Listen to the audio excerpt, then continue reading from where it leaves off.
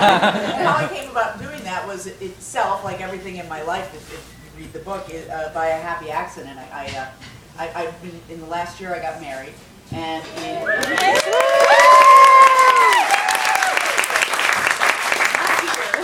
is the window here, we hadn't even met. We got married in Massachusetts, and we'll get married here as soon as it's legal. I hope that's not too far off.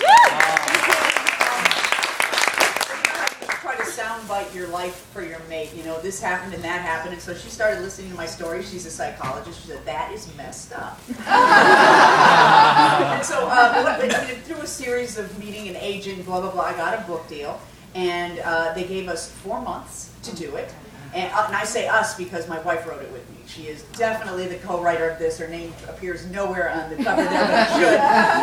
But I'm telling you that she did co-write it. The reason it's readable is because my wife is such a smarty pants. But anyway, we did it away a month, and we wrote it in 3 months. And if you read my book, you'll see I do think, although my trajectory in life, like to where I am now, this fame pinnacle, I'm 51 years old with it happening. But for the most part, and just the way I speak, and how I drink coffee, I do everything fast. If I was given a year and a half to write this book, it would not have gotten done. I would have completely lost focus. ADD would have set in, and this book would not have been written. But they gave us 3 months, and it was a joy when I wasn't bleeding from the ears doing this.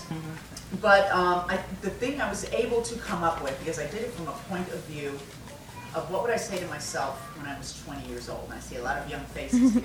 And so I would like to grab you by the shoulders. I wish I could have done this for myself if somebody had done this for me and said, you know, it doesn't matter what happens to you in this life, where you go, what you do, who you're hanging out with, what job you get. Don't worry. Don't suffer over your suffering, because then you compound the pain. You don't. It's one of the things that the Buddhists say is how you undergo the suffering is the most important thing. If you're suffering over the suffering, you're compounding it. So I wish I could do that. And also, I wish that I knew that every place I am, every person I'm talking to in this moment is the most important place I need to be. These are the most important person I need to be with, because I spent my life going, why can't I be over there? Why don't those people want to hang out with me? Why aren't I in that play? Why aren't these people my parents? Why does this person want to date me? And it turns out that everybody, it's all perfect. And also, I mean, the alternative is just a real pain in the ass. You're fighting all the time. So I wish I could have lessened that resistance for myself. I wish that I knew that it was more about being right where you are and in this moment. And truly now I believe that as I stand here, you people are the most important people in the world to me right now, and I to you. And that's what I love about acting, is that I got that early on in acting. Even though I didn't feel entitled, I had real self-esteem problems. To the air I breathe sometimes. When I'm in a scene with somebody else, for the next 8.2 seconds, they are all about me, I'm all about them, and they have no choice. And I loved that about acting, and now I apply that to my life, and it's a much more happy way to walk through life. And I call this book Happy Accidents, and it's a euphemism actually, because the conclusion I've come to is what I just told you. There really are no accidents, and what is right in front of you is really the most important thing to focus on. And you know, I thought I was supposed to be, this is just a grand example, kind of a big macro example. I thought I was supposed to be a classical actress. I went to a kind of classical training program, and I thought I was going to be like straight repertory theater person. And it turns out what my life had in store for me was much greater and much more fun and much more suited to my skill set. I stumbled upon sketch comedy. One of the my first years in Chicago, I sent out resumes every week to all the big repertory companies, the Northlight, I can't think of the names of them anymore, the Goodman Theater, the Steppenwolf Theater, and Second City is the company that said, hey, come audition for us. And out of like probably 50 or 60 women, they chose me and another woman. Wow, you know, I can't say I was very good in the audition. I enjoyed myself. But I was thrilled. It was a paying job, and it opened up a whole new world for me. Whereas if I were given my choice, I would be, you know, stuck in some repertory company somewhere, kind of not, achieving my potential artistically, because this is where I'm supposed to be, playing a bunch of different characters in 1 hour, singing songs, and getting drunk afterwards. So anyway, what I'd love to do is hear from you if you have questions. It can be about anything. It can be about Glee or whatever, or if you want to know more about the book or parts of my life that I can answer for you, that would be great, and then we'll sign some books. Yes? What is the biggest drawback now that you are a big celebrity?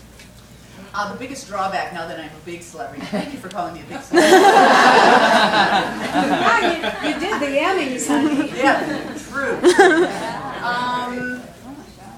There is a certain amount of anonymity, walking into a coffee shop and, in my pajamas, like that. And I was going to say that I can't do anymore, but I still do. And, being bothered during dinner. I mean, there are quality problems. Quality problems. Yes. So I remember that you did like a few episodes of 2.5 Men. Are you still gonna be able to do like some of those as a therapist? If the 2.5 Men question, will I play the therapist again? I might. I mean, just because Charlie's not there doesn't mean I can still do it. They just always have to get the schedules to work, and sometimes it's more trouble than it's worth. But yes. How does it feel working with Meryl Streep? No big deal. What's funny is, as you're kind of in the moment, it's always a big deal. I mean, I did a movie called Julia with Meryl Streep. I had met her earlier, kind of in passing, doing something else. Lemony Snicket's had a very small part in that. But basically, I met her doing this movie, and she's one of those people who, she doesn't give it all away. She wasn't like, hi, nice to meet you. She really focuses herself, and at first I thought maybe she was, shining me. And as it turns out, because she was playing such a huge character, Julia Child, with, this huge enthusiasm, curiosity, she just really honed herself in between takes. But when that camera was rolling, it was one of those things. She was all about me. It was all about her. And I loved it. And as soon as that camera stopped, she went back and, which I was like, that's okay as long as we get to have that 8.2 seconds. But yeah, she's just wonderful. And one of the things that affirmed for me as an actor that I've come to learn is that it's all about being in the moment, looking at who you're working with, not setting it in your kitchen table and then showing up with it. It's really working off the person you're with, and nobody better for that than her. I mean, she was so in the moment and so alive and so brilliant, and this was a character that she made huge choices for. This was not only a large woman physically, but just heart and soul. She was just this huge, eccentric character. The Julia Child has done a book signing in this store. No kidding. Well, that's just